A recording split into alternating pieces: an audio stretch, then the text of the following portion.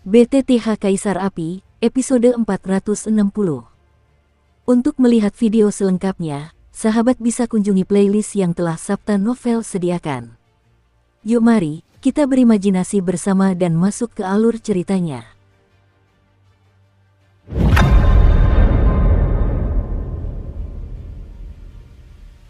Dasar bumi, apa itu? Mendengar suara gembira kakak kedua, Xiaoyi berkata dengan ekspresi rumit, seolah-olah dia sangat bingung.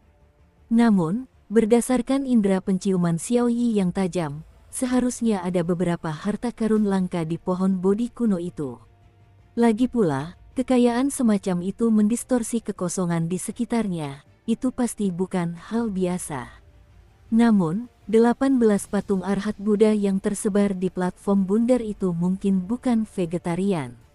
Mereka seharusnya adalah penjaga yang melindungi tempat ini. Untuk mendapatkan benda ini, tampaknya mereka harus mengalahkan orang-orang ini. Aku cukup beruntung mendapatkan gambar sisa api suci peringkat ketiga dalam daftar api suci, yaitu api reinkarnasi surga. Untuk dapat menikmati sesuatu yang setara dengan benda suci, Anda harus menyiapkan pil obat yang disebut pil reinkarnasi.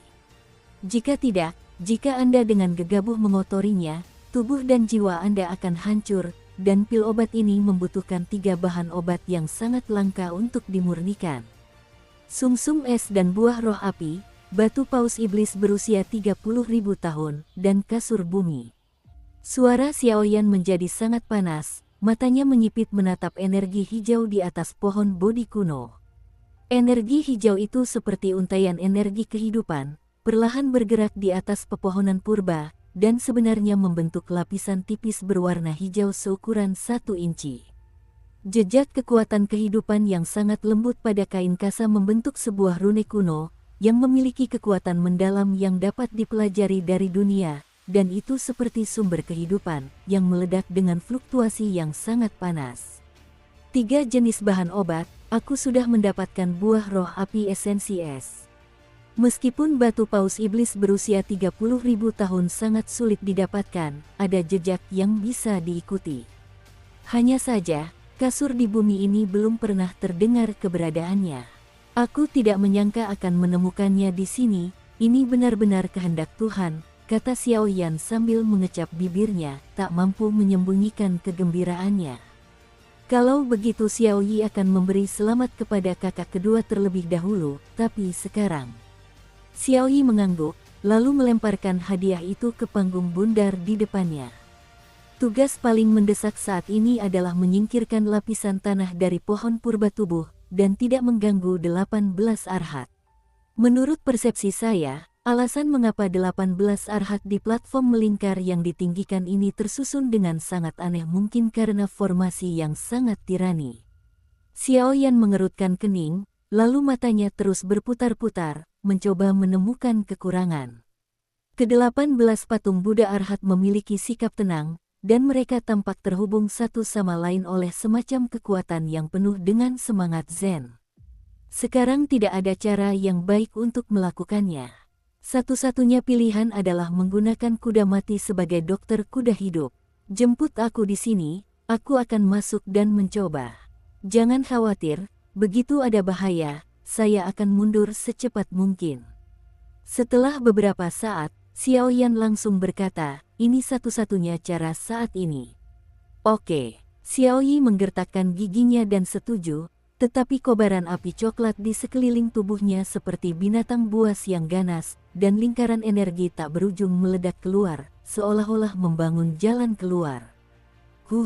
Melihat Xiaoyi bertingkah seperti itu, mata Xiaoyan sedikit menyipit, tanpa basa-basi lagi, telapak tangannya yang ramping terulur dari lengan bajunya, sudut mulutnya berkedut, dan secercah energi sian terpancar dari ujung jarinya. Transformasi Dewa Naga, transformasi naga. Mengaum turun, warna cian yang megah menyembur keluar, dan sisik naga cian yang tak terhitung jumlahnya bersinar di tubuh Xiaoyan. Formasi dan kemegahannya cukup untuk membuat beberapa reinkarnasi tingkat pertama merasa terancam. Mencicit, setelah melakukan semua itu, tatapan mata Xiaoyan menjadi sangat dalam dan serius, lalu dia perlahan melangkah ke panggung bundar. Bang bang bang. Bahkan dengan berkat transformasi Dewa Naga, Xiaoyan melangkah maju, tekanan yang tak terhitung jumlahnya menyerbu dari tubuh ke-18 Arhat, dan menekan Xiaoyan tanpa jejak. Langkah kaki Xiaoyan benar-benar jatuh ke tanah platform bundar. Tekanan yang sangat menakutkan. Penindasan tubuh, penindasan jiwa. Ke-18 Arhat memang menakutkan. Xiaoyan yang kuat menahan siksaan tak manusiawi ini dan berjalan selangkah demi selangkah menuju tengah platform bundar. Apapun yang terjadi, ranjang tanah ini harus didapatkan.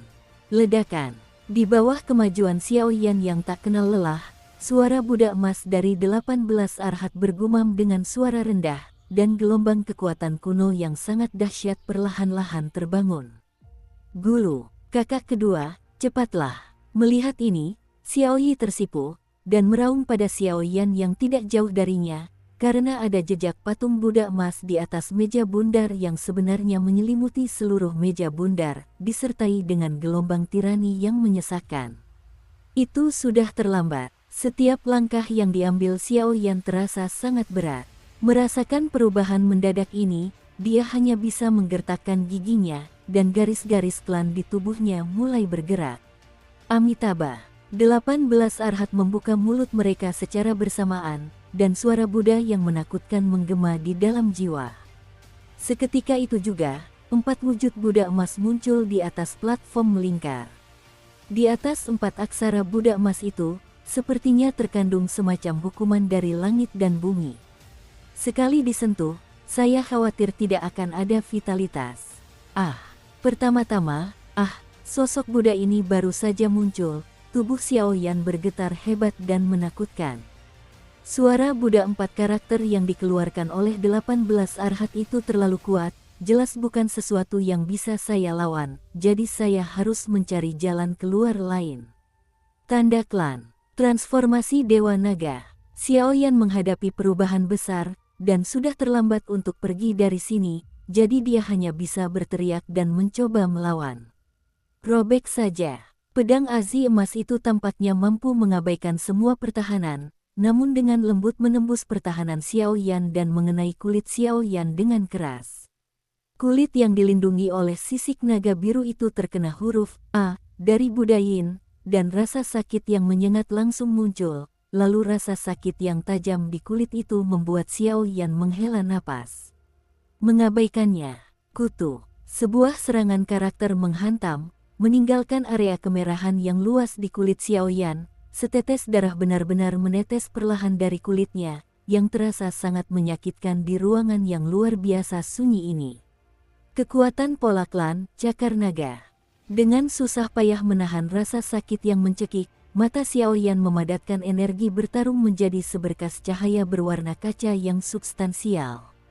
Semangat bertarungnya melonjak, tanpa rasa takut, dia melangkah maju dengan satu langkah, dan mengepalkan tangannya yang besar untuk menghadapi Buddha Amitabha yang tersisa di atas kepalanya.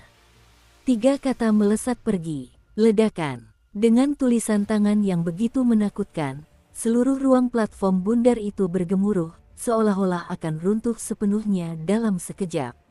Wong berdengung. Entah mengapa, ketika setetes darah Xiaoyan menetes perlahan ke tanah, suara Buddha di seluruh platform melingkar itu menghilang dengan cepat, dan bahkan niat membunuh yang bergelora di tubuh 18 Arhat dan alam Buddha pun dengan cepat melemah. Setelah beberapa tarikan napas, 3 karakter, Amitabha, yang tersisa berubah menjadi Buddha dan menghilang, dan ruang di sini pun kembali damai. Saudara laki-laki kedua. Melihat ini, Xiaoyi bergegas masuk lebih dulu, lalu membantu Xiaoyan berdiri, ekspresinya sangat bersemangat. Sudahlah, sepertinya orang-orang di dunia Buddha, Manjusri atau Patriark Bodhi, seharusnya mengenal para senior kita dari keluarga Xiao. Xiaoyan tidak mempedulikan luka yang jelas terlihat di tubuhnya, lalu matanya menjadi panas. Pohon Bodhi kuno, tempat tidur di bumi. Sekarang, itu milikku. Para keturunan muda keluarga Xiao menyampaikan terima kasih kepada 2 pendahulu, Patriark Bodhi dan Manjusri. Saat energi di ruangan itu mereda, Xiaoyan berbalik dan sedikit membungkuk kepada 2 patung Buddha di tengah, lalu berjalan menuju pohon bodi kuno di sampingnya. Ayo kita pergi, lalu hancurkan benda ini, dan segera kembali ke kuil debu. Senyum lembut muncul di sudut bibir Xiaoyan, lalu dia berjalan ke sisi pohon bodi kuno itu. Pohon bodi kuno, konon merupakan pohon kebijaksanaan di dunia Buddha. Tak terhitung banyaknya orang kuat yang bereinkarnasi di bawahnya dan menyentuh jalan Buddha. Dapat dikatakan bahwa pohon ini merupakan simbol kebijaksanaan dunia Buddha. Saya baru saja tiba di pohon bodi kuno, memandang pohon kuno berwarna emas ini dengan cabang dan daun yang rimbun. Sebenarnya ada sentuhan kitab suci Buddha kuno yang melengkapinya, yang sangat mendalam. Kekuatan jiwa.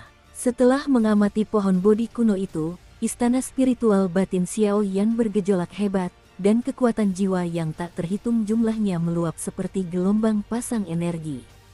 Ini, Xiaoyi sedikit bingung dengan hal ini, jelas tidak tahu apa yang sedang dilakukan kakak keduanya sekarang. Kasur bumi adalah bahan obat khusus yang terbuat dari energi kehidupan. Bentuknya seperti gaun energi. Hanya kekuatan paling murni yang dapat digunakan untuk mengeluarkannya dari pohon bodi kuno. Xiaoyan tersenyum tipis dan menjelaskan secara langsung, kekuatan jiwa di tangannya tidak berhenti.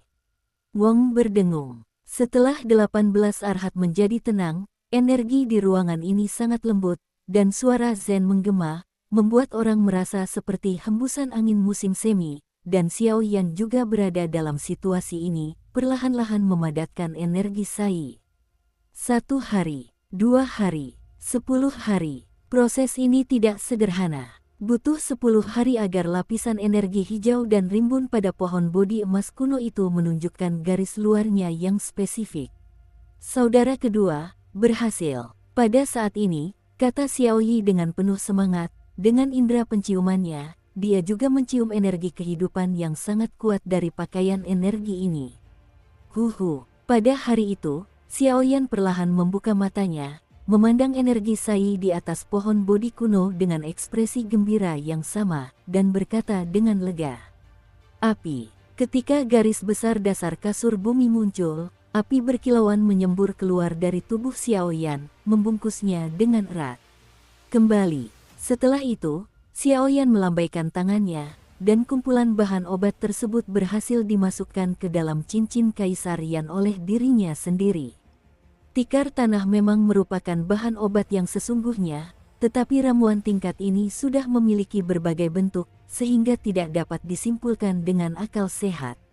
Selanjutnya, hanya tersisa satu bahan obat terakhir. Merasakan aura kehidupan yang bergejolak yang terkandung dalam balutan energi kasur bumi, tinju Xiaoyan tanpa sadar mengecil. Peringkat ketiga dalam peringkat api suci, api reinkarnasi Dao Surgawi, sudah di depan mata. Sisa harta karun itu, kau bisa memilihnya sesuka hati, sekarang tidak ada yang kubutuhkan di sini. Xiaoyan bangkit, meletakkan telapak tangannya di pundak Xiaoyi, dan berkata dengan nada bercanda. Oke. Wajah Yi Jiangxiu kecil juga sedikit terharu, dan dia tak kuasa menahan diri untuk mengambil manik-manik bodi yang ada di telapak pohon bodi kuno itu. Ayo pergi, sudah waktunya pulang. Setelah ini selesai, ikuti aku kembali ke wilayah api tak berujung. Kau juga harus bertemu Suner dan yang lainnya, dan mencari tahu jalannya. Kata Xiaoyan. Oke. Setelah kata-kata itu terucap, Xiaoyan menyeret besi meteorit dan kembali ke kuil debu dalam perjalanan.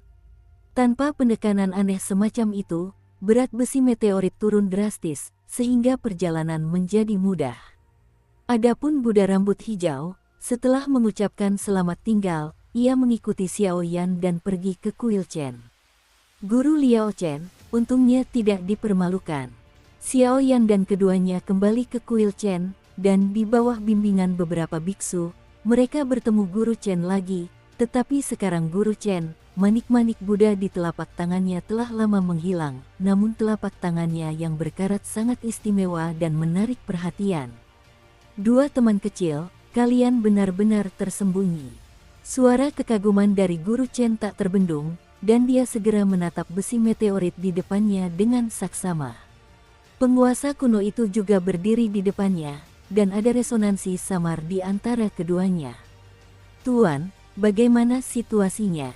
Dia tidak gegabah mengganggu eksplorasi Guru Chen terhadap besi meteorit. Setelah menarik napas, dia memperhatikan Guru Chen berhenti, seolah sedang memikirkan sesuatu sebelum Xiao Yan angkat bicara. "Sebuah potongan besi meteorit yang bagus, bahkan jika monster-monster jahat itu telah ada selama bertahun-tahun, mereka tidak mengalami kerusakan sedikit pun. Ini sungguh jenius." Setelah menyelidiki Guru Chen, dia sangat bersemangat. Tidak ada simbol biksu Buddha lain dalam penampilan seperti ini. Grandmaster, melihat Guru Li Chen yang tampak gembira di hadapannya seperti anak kecil, keduanya merasa bingung. "Hehe, kalian berdua tidak tahu, potongan besi bintang meteorit ini jauh lebih berharga daripada besi bintang biasa. Dengan benda ini, memperbaiki penguasa sihir sudah hampir selesai." Guru Li Chen menghargai kata-katanya seperti emas, dan matanya selalu tertuju pada penguasa kuno dan besi meteorit. "Aku tidak tahu apakah kita perlu melakukan sesuatu." Xiao Yan juga sedikit lega mendengar suara berapi-api Guru Chen. Sekarang semuanya sudah siap, dan dia hanya berhutang budi pada Dongfeng. "Saya harap Guru Chen dapat memperbaiki tahap pertama penguasa kuno sesegera mungkin, dan kemudian dia juga bisa memiliki kartu truf tambahan." "Tidak perlu, kamu tidak perlu melakukan apapun. Kamu bisa kembali sekarang." Perbaikan penguasa ilahi harus dilakukan di lingkungan yang sangat tertutup, dan waktu yang dibutuhkan tidak singkat. Setelah perbaikan penguasa ilahi berhasil, orang tua itu akan mengirimkannya ke rumah tunggu Anda. Setelah memikirkannya, kata Guru Chen. Ini, Xiao Yan dan Xiao Yi sedikit terkejut ketika mendengar kata-kata itu. Jika pendonor merasa tidak nyaman, ini adalah peninggalan kuno, dan Anda dapat menekannya ke pendonor. "Awalnya aku seorang biksu, tetapi aku belum pernah memperbaiki penggaris ajaib.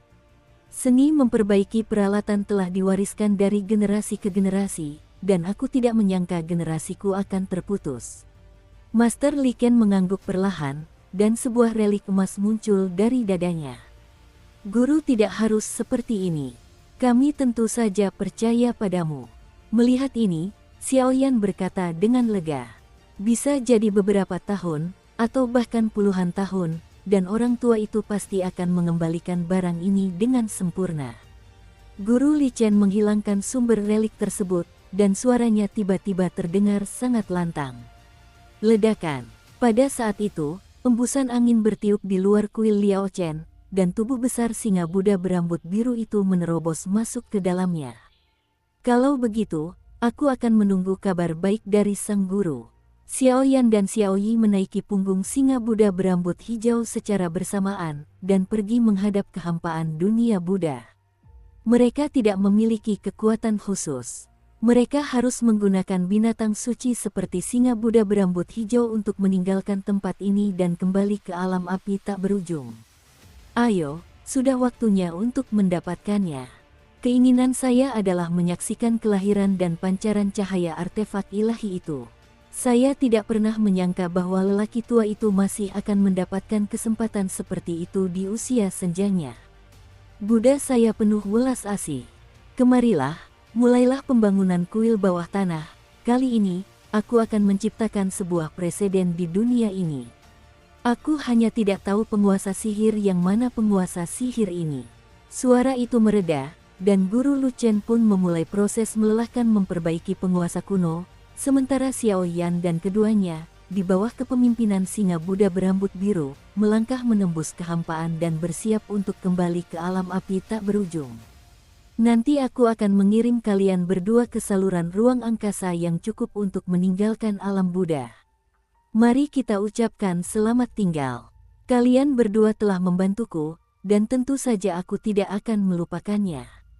Di ruang angkasa, kitab suci Buddha berwarna emas muncul di sekeliling singa Buddha berambut biru, dan kitab-kitab itu terus bergerak menembus kehampaan, membawa Xiao Yan dan keduanya untuk melakukan perjalanan di kehampaan alam Buddha. Kekosongan dunia Buddha jelas berbeda dari kekosongan lainnya. Kekosongan di sini dipenuhi dengan suara-suara Zen, kitab suci Buddha, dan lain-lain yang membuat mereka ngeri. Jangan lewat di sini. Kurasa auramu tidak lemah, dan ada banyak rahasia di dalam tubuhmu. Mungkin aku akan berkesempatan bertemu di sini di masa depan. Setelah berpamitan, mereka berpisah, dan Xiao Yan beserta keduanya memulai perjalanan pulang. Adapun singa Buddha berambut biru, mereka masuk ke dalamnya dan pergi mencari Bodhisattva Manjusri. Kakak kedua, ayo pergi. Di pintu masuk celah ruang angkasa, Xiao Yi sangat tenang, tetapi melihat Xiao Yan yang melamun, dia hanya bisa mengingatkannya. Ledakan. Sebelum Xiao Yan sempat berbicara, bentrokan energi yang dahsyat meletus di kejauhan. Tunggu, aroma ini sepertinya agak familiar. Mungkinkah itu orang yang kau temui di gedung penjualan intelijen luar angkasa sebelumnya? Pergi. Begitu kata-kata itu terucap, kekuatan jiwa Xiao Yan yang mempesona melonjak keluar, membentuk kristal api yang megah di tubuh keduanya, lalu berkelana bersama di dunia gelap ini. Di kejauhan, sekelompok cahaya kuning bersiul muncul. Kemanapun mereka lewat, filamen cahaya kuning muncul, membuat seluruh tempat berdengung. Sialan, biksu bau ini terlalu sulit dihadapi. Sekelompok pedang berwarna cian bergerak cepat, seolah-olah mereka melarikan diri dari yang terakhir. Ada sesosok figur di antara kelompok pedang terang itu, dengan bekas luka di sekujur tubuhnya, tetapi sebuah pedang kuno berkarat di belakangnya bersinar redup, mengejutkan satu demi satu. Kekuatan kehampaan yang mengerikan telah menyerbu. Li Tian tertawa. Seorang manusia pemberani yang berani melewati area terlarang di pintu budaku, dan hari ini tempat duduk ini akan selamanya menindasmu di sini. Sebuah suara garang keluar dari kelompok cahaya kuning itu, dan tiba-tiba seluruh alam menjadi kosong, dan aura yang kuat runtuh. Hanya karena kau ingin menindasku. Jangkauan Ki Pedang mencapai 30.000 mil. Dukung terus channel YouTube Sabta Novel. Kaca. Li Tian Xiao meraung dingin dan sebuah lingkaran cahaya menyilaukan muncul dari pedang kuno di belakangnya. Seketika, dengan ayunan telapak tangannya yang terampil, cahaya itu melesat langsung ke bola cahaya kuning, dengan aura yang mengancam. Keahlian pedang dari penguasa domain pedang. Melihat pemandangan ini, kelompok cahaya kuning itu berhenti, dan sosok seorang biksu berwajah ramah muncul, dan lantunan kitab suci Buddha berwarna kuning samar terdengar di sekitarnya. Ledakan. Ketika kekuatan bayangan pedang yang tak terhitung jumlahnya menyerang tubuh biksu itu, kitab suci Buddha mengalir keluar dan menghancurkannya seketika. Ini sebuah kesalahan perhitungan. Saya tidak pernah menyangka bahwa ada begitu banyak guru di area terlarang dalam Buddhisme. Namun, ini juga saat terbaik bagiku untuk mewujudkan niat pedang itu. Ayo, ambil pedangnya. Ketika Li Tian Xiao melihat ini, kekuatan reinkarnasi meresap ke dalam tubuhnya, dan pedang kuno di tangannya berdengung seolah-olah dia sedang bersorak.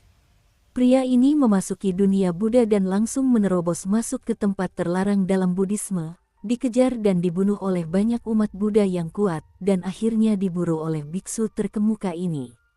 Berdasarkan situasi ini, Li Tian Xiao mungkin tidak akan lolos dari kematian. Pembunuhan terhadap sang dermawan terlalu berat, dan lautan penderitaan tak terbatas. Suara Buddhis dan semangat Zen. Manik-manik Buddha di telapak tangan biksu Wudao berputar, lalu sudut mulutnya mulai melafalkan latihan-latihan tirani dalam Buddhisme. Lingkaran kitab suci Buddha berwarna emas melesat ke arah Li Tian Xiao seperti belenggu. Belenggu itu diselimuti kitab suci Buddha, dan kekuatan di atas kitab suci itu benar-benar membuat kekuatan reinkarnasi Li Tian Xiao ketakutan. Tingkat kekuatan ini terlalu tirani, sekali tersentuh olehnya, aku khawatir Li Tian Xiao akan sepenuhnya tertindas di sini. Pedang itu menembus langit. Li Tian Xiao menyadari situasinya saat ini, matanya menjadi ganas, dan dia mencurahkan energi dendamnya pada pedang kuno itu lalu mengayunkannya ke arah biksu yang tercerahkan. Sebilah pedang diayunkan, seluruh kehampaan runtuh, dan bayangan pedang agung yang tak berujung bersiul. Mereka bagaikan bintang-bintang di seluruh langit, bersandar tanpa ragu di samping biksu pencerahan. Sang dermawan, Lautan penderitaan tak terbatas, dan berpaling adalah pantai. Kali ini, Biksu Wudao berbisik, tetapi di antara bisikan itu, terdengar suara Zen kuno yang kuat. Suara-suara Zen itu menusuk jiwa Li Tianxiao, menyebabkan arah serangannya melenceng secara ekstrim. Krak, dengan suara itu, bayangan pedang yang tak terhitung jumlahnya dengan mudah hancur dan terbuka di samping kitab suci Buddha, tanpa menimbulkan gelombang apapun. Puff! Pukulan dahsyat dari suara Buddha yang dilancarkan Biksu Wudao langsung menghancurkan serangan Li Tianxiao. Pada saat yang sama, Li Tianxiao memuntahkan seteguk darah yang tumpah ke kehampaan, tampaknya disebabkan oleh guncangan suara Zen tersebut. Sang biksu yang tercerahkan, yang memiliki kekuatan reinkarnasi 2 tingkat, benar-benar pantas mendapatkan reputasinya. Li Tianxiao dengan paksa menopang tubuhnya yang sudah mencapai batas kemampuannya dan tersenyum perlahan. Wahai donatur, kau telah menyakiti beberapa murid Buddha dari ajaran Buddhaku, dan kembalilah bersamaku untuk mendengarkan ajaran di hadapan Buddhaku. Ketika suara itu berhenti, biksu yang tercerahkan itu mengangkat tangannya yang besar, dan kitab suci Buddha kuno berwarna emas berubah menjadi teks-teks Buddha kuno yang tak terhitung jumlahnya, sepenuhnya menutupi tubuh Li Tianxiao, menyebabkannya menderita. Api suci. Tepat ketika Biksu Wudao hendak meninggalkan kehampaan ini bersama Li Tianxiao, kobaran api berwarna glasir yang pekat menyapu keluar dengan mudah, meliputi seluruh ruangan. Api suci. Melihat pemandangan ini, mata biksu yang tercerahkan itu tak kuasa menahan rasa haru, lalu menoleh menatap 2 sosok aneh di kehampaan. Siapakah itu? Ketika Li Tianxiao melihat ini, pupil matanya menyempit, lalu dia menoleh. Mengapa guru pencerahan mempersulit rakyatnya sendiri? Situasi di dunia dakian sedang bergejolak. Pertikaian di dalam sarang bukanlah hal yang baik saat ini. Setelah melakukan semua ini, Xiaoyan perlahan muncul, aura puncak tingkat reinkarnasi disertai dengan nyala api berwarna berkilauan yang menyelimuti tubuhnya, seperti istana dewa yang benar-benar mengendalikan semua api. Ternyata dia adalah penguasa wilayah api tak berujung. Biksu Wudao melirik Xiaoyan dengan acuh tak acuh, lalu berbicara pelan. Masalah ini adalah masalah Buddhisme kita, apakah donatur harus ikut campur? Biksu Wudao berpikir sejenak, lalu berkata dengan pasrah. Ini adalah murid dari orang tua itu. Xiaoyan berkata sambil tersenyum lebar, tetapi siapapun dapat dengan jelas memahami arti perlindungan jangka pendek di bawah suara-suara ini. Itu saja. Wow, ketika Biksu Wudao mendengar kata-kata itu, dia menggelengkan kepalanya, dan seluruh tubuhnya bergerak lincah, lalu dia menghilang dari tempat itu dalam sekejap. Dengan berkah api suci berwarna kaca, dia berada di puncak peringkat reinkarnasi. Sekalipun dia memiliki kekuatan peringkat reinkarnasi kedua, dia tidak bisa menggoyahkan Xiaoyan, jadi dia mundur. Seorang murid dari teman lama. Anda. Setelah Biksu Wudao pergi, Li Tianxiao menatap Xiaoyan dan keduanya dengan ekspresi terkejut. Ini adalah beberapa pil obat untuk memulihkan diri dari cedera. Xiaoyi, ayo pergi. Xiaoyan melemparkan beberapa pil obat ke arah mereka berdua, lalu langsung melangkah ke kehampaan dan kembali ke wilayah api tak berujung. Sial, dia benar-benar aneh, tapi siapakah murid dari teman lama itu? Orang yang memiliki hubungan dengan sang guru adalah pemimpin di dunia. Li Tianxiao bergumam, lalu segera kembali perlahan. Pada titik ini, perjalanan memperbaiki penguasa kuno telah berakhir dengan sempurna.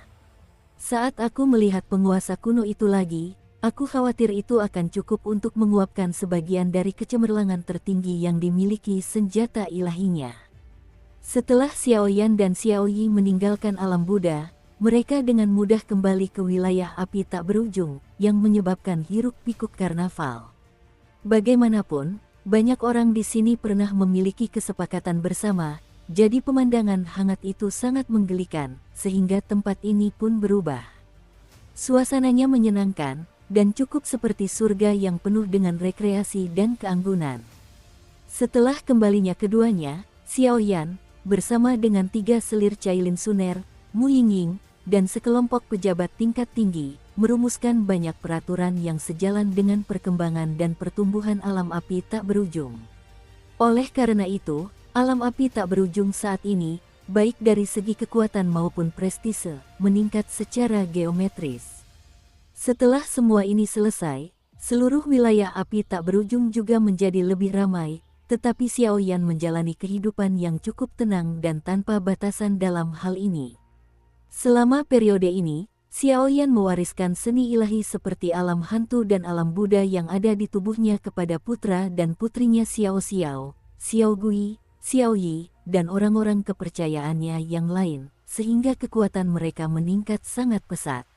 Dengan bantuan seni ilahi, mereka dapat dikatakan telah mencapai tingkat kultivasi yang sangat tinggi, dan pencapaian mereka di masa depan mungkin cukup untuk membanggakan diri di puncak dunia ini.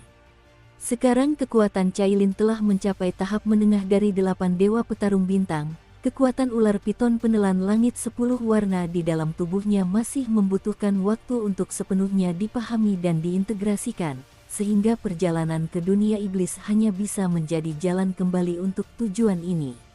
Setelah menerima petunjuk yang ditinggalkan oleh Dewi Yaoji, kekuatan Mu Yingying juga mencengangkan, dan dia berhasil menembus ke tingkat dewa petarung bintang 8. Bahkan Xiaoyan sedikit terkejut. Benih api ungu yang diberikan Dewi Yaoji kepada Yingying mungkin berasal dari sumber yang luar biasa, jika tidak, hal itu tidak mungkin terjadi. Adapun Suner, setelah Xiaoyan pergi beberapa hari ini, segel reinkarnasi dan pil nirvana Phoenix saling melengkapi, dan kekuatan mereka mencapai kesempurnaan Dewa Petarung Bintang 8 untuk pertama kalinya dalam sejarah. Tetapi menembus reinkarnasi membutuhkan peluang besar, jadi Suner tidak gegabah dan langsung mencoba. Jelas sekali, putri yang angkuh dari klan kuno ini, baik di benua Doki maupun di dunia 1000 besar ini, masih memiliki bakat luar biasa. Kekuatan wilayah api tak berujung telah tumbuh dengan begitu teratur. Meskipun masih belum sebanding dengan benua-benua tingkat atas di dunia manusia, dengan upaya tak kenal lelah dari orang-orang ini, masa depan dapat diharapkan. Suatu malam, kegelapan menyelimuti seluruh wilayah api yang tak berujung, tetapi malam itu luar biasa gelap, dan bintang-bintang di langit berbintang perlahan berubah menjadi sepasang mata yang sangat misterius. Di halaman yang tenang di wilayah api tak berujung, saat ini Xiaoyan sendirian di dalam paviliun, berdiri di sana dengan tangan di belakang punggungnya, memandang langit berbintang yang luas dari kejauhan. Beberapa tahun telah berlalu sejak alam Buddha kembali, dan pertemuan antar alam akan segera tiba. Tetapi gejolak di 1000 dunia agung belakangan ini terlalu tenang, dan saya selalu merasa bahwa itu bukanlah hal yang baik. Setelah beberapa saat memandang langit berbintang yang tak berujung, ia tidak menemukan apapun. Xiaoyan duduk tak berdaya di kursi batu paviliun, tetapi perasaan jengkel yang sangat mengerikan muncul secara spontan, seolah-olah bintang-bintang di langit berbintang itu sedang mengawasinya. Pertemuan di pesawat itu adalah pertemuan pertama generasi muda di dunia. Dapat dikatakan tanpa ragu bahwa mereka yang dapat berpartisipasi dalam pertemuan semacam ini adalah keturunan orang-orang berpengaruh atau orang-orang berbakat.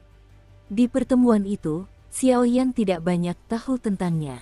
Lagi pula, bahkan gedung penjualan intelijen luar angkasa pun menghindari pembicaraan tentang hal itu. Sungguh sulit untuk menemukan informasi. Aku tahu kau datang ke sini, saudara Xiaoyan. Pada saat yang sama, di pintu paviliun, sesosok cantik perlahan berjalan keluar, dan suaranya penuh kelegaan. Mengenakan gaun biru, dengan senyum tipis menghiasi wajahnya yang lembut, dia tampak sangat ceria dengan pakaian seperti itu, dan sangat mempesona di bawah sinar bulan. Meskipun ia telah tinggal di benua ini selama beberapa dekade, sosok Suner dan kecantikan Yanting tidak berkurang, dan ia tampak seperti peri puitis dalam sebuah lukisan. Bukankah kamu juga? Melihat ini, Xiaoyan tersenyum santai, lalu bangkit dan menarik pergelangan tangan Suner yang sangat ramping, dengan gembira. Xiao Xiao dan yang lainnya memiliki seni ilahi yang kau berikan kepada mereka, dan mereka akan mencapai kesuksesan tanpa batas di masa depan, dan wilayah api tak berujung sekarang berada di jalur yang benar. Saudara Xiaoyan dapat tenang. Selebihnya, Suner akan mengikutimu dari dekat. Saat digandeng tangan oleh Xiaoyan seperti itu, Suner pun meringkuk dalam pelukan Xiaoyan dengan tenang seperti seekor domba kecil, dipenuhi rasa aman dan bahagia, tetapi ada kekeras kepalaan yang jarang terlihat di balik suara-suara hangat itu. Suner tahu bahwa kakak Xiaoyan masih memikul banyak beban. Sekalipun ia telah mencapai puncak samsara, ia khawatir masih ada jarak yang cukup jauh dari puncak tersebut.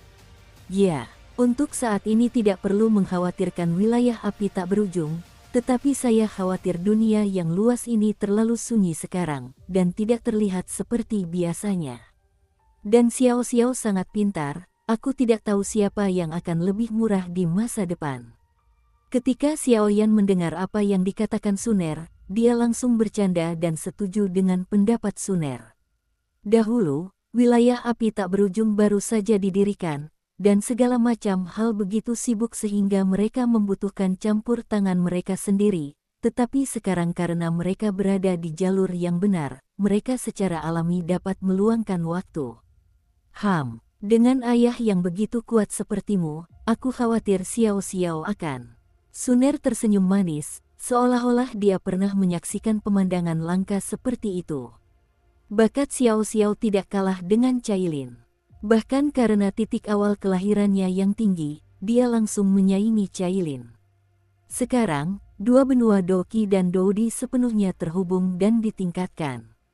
Gadis ini masih muda dan ringan, dan dia sudah menjadi putri kecil di wilayah api tak berujung, dan dia adalah orang pertama di bawah pertarungan abadi di wilayah api, dan dia pantas mendapatkannya. Xiaolin, orang ini agak kurang bersemangat dalam latihannya. Sepertinya dia perlu terus mengasah dirinya. Kalau tidak, agak kurang pantas untuk menjadi pria yang bermartabat dan jantan. Sepertinya dia sudah memikirkan sesuatu, kata Xiaoyan sambil menyeringai. Anda, Suner tersenyum dan benar-benar menjawab kalimat itu. Ayah yang seperti harimau tidak akan punya anak yang seperti anjing. Saudara Xiaoyan, Suner akan menemanimu di perjalanan selanjutnya. Setelah sekian lama, Suner berbicara dengan wajah serius. Jelas, tidak ada makna yang lebih dalam kata-kata ini. Apakah ini kamu, atau kamu? Xiaoyan merasa sedikit terkejut. Tentu saja itu ideku. Tapi yang terpenting, tentu saja, harus ada beberapa hak istimewa. Ketika Suner mendengar ini, dia melepaskan diri dari pelukan Xiaoyan, lalu meletakkan tangannya di pinggang dengan ekspresi membusung, yang sangat menggemaskan dan lucu. Sebenarnya, itu adalah ide kami bersama. Yingying sekarang mencoba menyerap benih api ungu, dan saudari Cailin juga merasakan kekuatan 10 warna, jadi hanya aku yang tersisa. Namun selama kakak Xiaoyan pergi, Suner mendengar banyak desas-desus. Sebagai contoh, Du Qifei dari dunia hantu, Su Suiying, penjaga keluarga Xiao, dan lain-lain, kakak Xiaoyan akan menjelaskan dengan jujur. Di akhir kalimat, senyum nakal seperti setan kecil muncul di wajah cantik Sun Eryongya. Yah, rasanya asam. Guci cuka siapa yang tumpah? Di antara mereka berdua yang saling menggoda di paviliun yang tenang ini, langit berbintang di atas hamparan api yang tak berujung tiba-tiba muncul dengan energi yang sangat megah.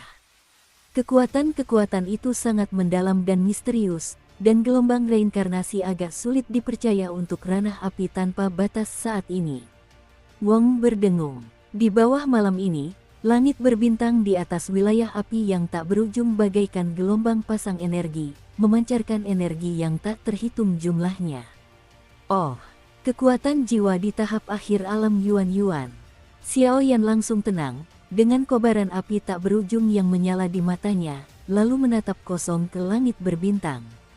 Dengan mata terpejam, kekuatan jiwa dalam tubuh Xiaoyan berputar, dan tanpa diduga, dia menemukan dari malam itu bahwa hal-hal aneh seperti segel cahaya menyerang dari pantai yang jauh.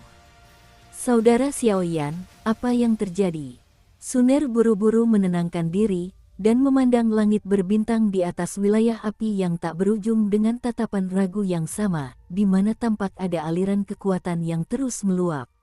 Xiaoyan tidak menjawab pertanyaan Suner, tetapi hanya samar-samar memperhatikan bahwa bintang-bintang di malam hari sebenarnya membentuk pemandangan yang sangat aneh, dan sepertinya ada makhluk yang bersembunyi di dalamnya. Hahaha, apakah ini yang disebut wilayah api tak berujung? Apakah suatu wilayah yang meliputi 4 benua juga layak disebut sebagai wilayah kekuasaan? Di langit berbintang, tak seorang pun tampak, tetapi di bawah serangan kekuatan jiwa Xiaoyan, kekuatan jiwa yang transparan dan tak terlihat bersiul, dan suara mencemooh memenuhi udara. Suara dengungan dingin itu seperti lonceng Hong kuno. Baru saja muncul, dan tiba-tiba menimbulkan kegemparan besar di tubuh semua tokoh kuat dari wilayah api tak berujung. Jiwa artinya apa? Menyeberangi kehampaan melalui jiwa, apa yang kau coba lakukan pada wilayah apiku yang tak berujung? Setelah suara jiwa yang tiba-tiba menyebar, 2 kabut yang sangat misterius dan penuh teka-teki terbentang, menutupi seluruh langit berbintang. Kabut itu dipenuhi dengan aura spiritualitas, dan fluktuasi yang terkandung di bawahnya sangat mengesankan. Ternyata ada kekuatan reinkarnasi yang membuat semuanya menjadi berisik. Ayo pergi, Suner. Begitu suara itu berhenti, keduanya menghilang bersama, menghadap langit malam yang bertabur bintang. Ledakan. Suara itu baru saja berhenti. Di atas markas wilayah api tak berujung, lonceng Hong kuno berbunyi dengan waspada. Banyak sekali pendekar kuat muncul di langit berbintang ini secara bersamaan.